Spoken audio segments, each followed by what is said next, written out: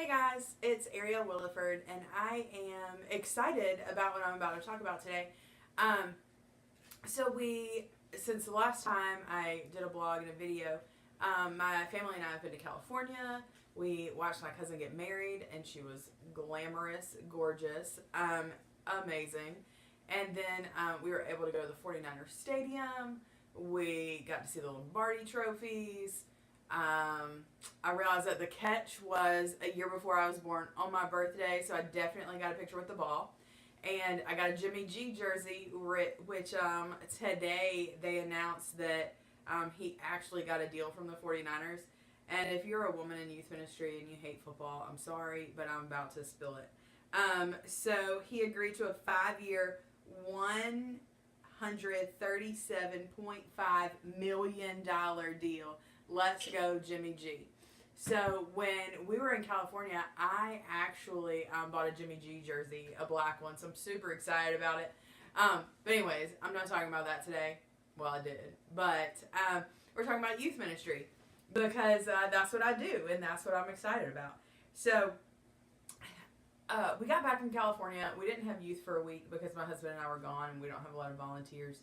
Um, so we came back, and our kids bugged us to have like a Super Bowl party. Okay, I'm not the biggest fan of Super Bowl parties because you don't do anything.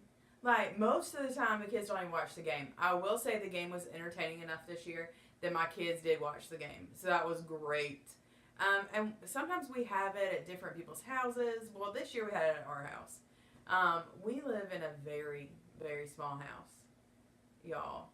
It's real small, like real small. Okay, so and we had a Super Bowl party here. My husband did like create a room in the basement. We have an unfinished basement, and we have two recliners down there, and a TV that's hooked up to DirecTV with surround sound. But you could see like all my crafting and like sewing mess, and you could see our laundry that we haven't done in like 3 months. Yeah, it's bad. Um, yeah, it's just like a big pile. It's pretty gross, actually. I should probably go do that after I do this. Yeah. All right. So he created a room, and like I bought curtains, and it went around that space. And then when we got married, we hung a parachute from the ceiling, and the lights from the DJ made it like soften. It was really, really awesome looking. And so he hung that from the ceiling and down one side, so they actually could not get to our gross laundry. So I mean that's good, right? Um, and so all of our high schoolers ended up hanging out down there. We don't have a rug or anything. Like we threw a blanket on the floor. So we had 11 high schoolers down there, um, and a middle schooler, and then 3 high schoolers up here. Well, actually, 2 of the kids downstairs, other than the 6th grader, like 2 of them were 8th graders, so whatever. We had 9 high schoolers, most of them in 11th grade, and then 9 high schoolers, 3 like more mature middle schoolers, and then up here with my husband and I, we had 3 middle school boys.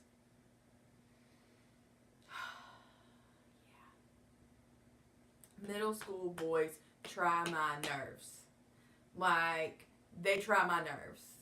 They get on my nerves. They get on my nerves. Like, I feel like I'm in preschool, like, clopping out syllables, or, like, when you teach kids to read, but seriously, like, they get on my nerves so bad. And they want to fight, and my dog doesn't do well with that. My dog will nip if you're, like, getting loud trying to fight. She doesn't like it. I don't know why. I guess because we're normally super chill here, that she doesn't get it. She doesn't like it. But she doesn't nip at us like during football when we get up and we like yell and jump around and stuff. I don't know. But anyway, so she was in her kennel most of the time. She likes her kennel, so I mean it's alright. But the middle school boys were like trying to fight one another and like wrestling, and oh lord, it was bad. Gets on my nerves. And then when I tell them to break it up, they don't break it up. And normally they would fight when like my husband was downstairs with the high schoolers, because we would rotate in and out. But man, like, God, they get on my nerves. I would much rather have scheduled things when it comes to middle school boys, because other than that, like, they just want to fight one another, and I'm just not all about it. But it ended up being a really good night. Um, and I was able to give some of them, like, our new swag that we have. Um, and what we did was, this is one of our sweatshirts, and you can't even tell it's a youth sweatshirt from the view that you have, but it's got our big logo on the back, and then down the sleeve it says Clarksville Baptist Youth, and then on the pocket it says CBC Youth. So so it's not super in your face on the front. And what we did was, there's a place in Wendell, North Carolina called the Mortex Factory Outlet, and you can get hoodies. This hoodie was $7.99. The extra small ones that I had to get, because a lot of my girls are small, were $5.99. And then t-shirts were like $2.99. And we bought heat transfers off of fmexpressions.com, and they came like this. And this was $25, just this one. The first time I did gang sheets, so I did huge sheets that had like the anchor, and it had the CBC, and it had the CBC on the front, and it also, my hoodie and my husband's hoodie have, I don't know if you can see it, Hebrews 6:19, like on the side. But the other ones don't have it. They actually have it on their t-shirts on the side down here. So in our t-shirts, I don't have one right here. But they have the anchor on the front. So they have this on the front. And then they have what's on the sleeve, Clarksville Baptist Youth, down the side, and then the Hebrews 6:19 over here. So it's pretty cool. Like, and our kids love it. Like, love it. And so I've been giving them out throughout the week, because I've been seeing kids, and I had them in the back of my car, and, but I had to order more because we ran out.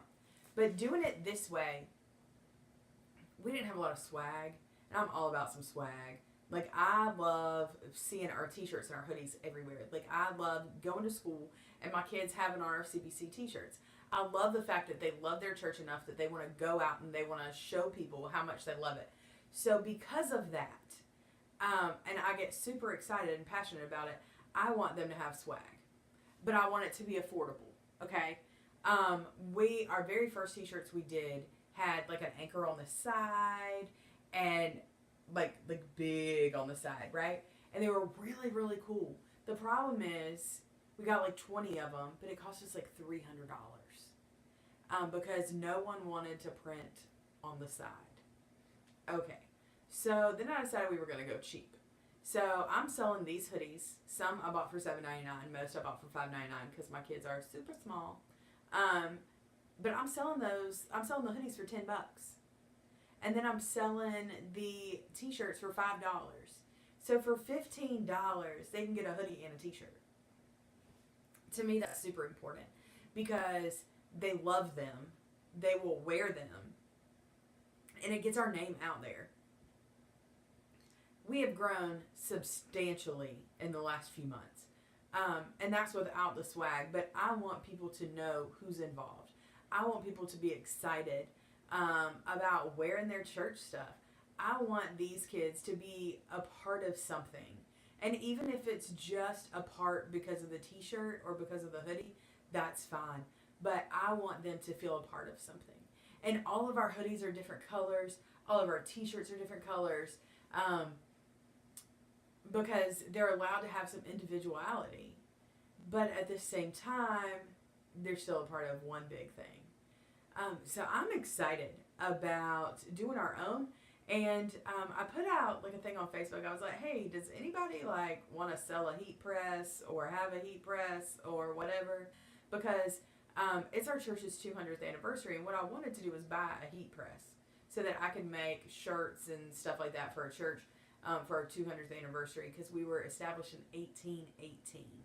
Like, we were established before the Virginia Baptist. Like, we're old, right? Not as old as one church that I've worked at, but we're still really old, established in 1818. And so it makes all like some of the other churches that are like 75 years old, it makes me laugh because, man, we're 200 years old and we have a vision and we are trying to instill our values for the next 200 years. We're trying to figure out who we're going to be in the next 200 years. And one of the things that I want to happen, like we're going to do swag for our church, right? And so I was asking people for a heat press. And one of my college girls has a side business, like an Etsy shop, where she sells little T-shirts and cute little birthday things, whatever. And so she has a heat press. And so I was able to go over there and do all of our shirts, just heat pressing them for free. Like, didn't even have to pay for it. So I told my mom what we were doing. My mom and my dad's church actually went out and they bought a heat press that does mugs and plates and some other stuff. So we're gonna during our 200th anniversary, we're gonna do some mugs and some plates, and because some old Southern people love them some commemorative plates. If you can do plates, you need to do plates. I'm just saying, they like plates. I think they're weird, but whatever. Like, I could do with a new coffee cup. I mean, I got a cabinet full, right? But I could do a new one. But anyway, so, and we might do some stickers and stuff. I don't know yet. But I want my kids to be excited. I want to have swag, but I want it to be affordable. If you've noticed throughout a lot of the times when I talk about what we do with our kids, I mention it has to be affordable. We live in a very affluent area. We live in a retirement spot. But that's the problem. It's a retirement spot. So yeah, our income is really high for like our church and things like that. But the problem is that's not my parents' kids. That's grandparents. That's people who just moved here but from, Yankeeville or whatever. It's not people who live and who work here. It's people who retired here because we live on a 50,000 acre lake. And so a lot of my kids are not affluent. Some of them are, but a lot of them are not. And so because of that, we have to make things affordable. We're going to do, fundraisers for camp, and we go to CentraKid, we go to Centrifuge, and we go to Infuge. CentraKid is for kids who have finished the second grade through kids who have finished the fifth grade. Our youth ministry starts in sixth grade. So as soon as we do a back to school bash that overlaps like the fifth graders. And so the kids that are getting ready to start sixth grade are allowed to go. That's their first thing they can go to. So they go to that. And then 6th through 12th grade, or 6th through 8th grade, go to Centrifuge. And that same week, we do combo camp at North Greenville University, which is where I went to school, Go Crusaders. So 6th through 8th grade does Centrifuge while we're there. And then 9th through 12th grade does Infuge. And so because of that, I make my middle schoolers do one thing, my high schoolers do one thing. But because they go to CentraKid, most of my kids now, because we're working in our fourth year, okay, so most of my kids who are in middle school, they've gone to CentraKid. So they went to CentraKid, then that bridges to Centrifuge. And so by the time they're in high school, they are ready for Infuge. They're ready to help somebody else out. So, sorry.